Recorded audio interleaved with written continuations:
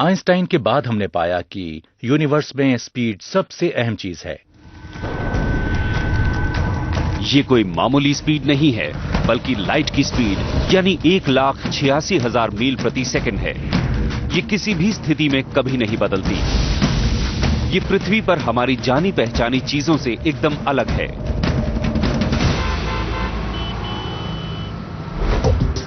अगर आप 50 मील की रफ्तार पर कार में जा रहे हो और सामने से दूसरी कार भी 50 मील प्रति घंटा की रफ्तार से आ रही हो, तो आप उसे अपने पास से 100 मील प्रति घंटा की रफ्तार से गुजरता हुआ पाएंगे।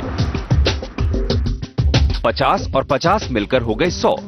इसी तरह अगर आप 50 की रफ्तार पर हो और पीछे से कोई कार 60 मील प्रति घंटा की रफ्तार से आ रही हो, तो आप उसे अपने पास से 10 मील प्रति घंटा की रफ्तार से आगे बढ़ता हुआ देखेंगे।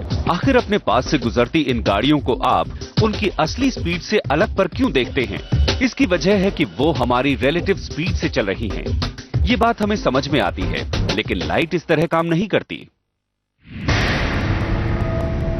अगर आप 5 लाख मील प्रति घंटा की रफ्तार से लाइट की किसी बीम की ओर बढ़ें, तब भी आप उसे अपने पास से 1,86,000 मील प्रति सेकंड की रफ्तार से गुजरता हुआ पाएंगे। लाइट की स्पीड की 99% तेजी से सफर करने पर भी आपको लाइट 1,86,000 मील प्रति सेकंड पर ही गुजरती नजर आएगी। शायद लाइट को इससे कोई फर्क नहीं पड़ता कि आपकी रफ्तार क्या है, इसलिए आप किसी भी दिशा में कितनी भी तेजी से जाएं, उसकी स्पीड हमेशा उतनी ही रहती है। और अगर लाइट की स्पीड कभी नहीं बदलती, तो टाइम और स्पेस को बदलना चाहिए। क्यों?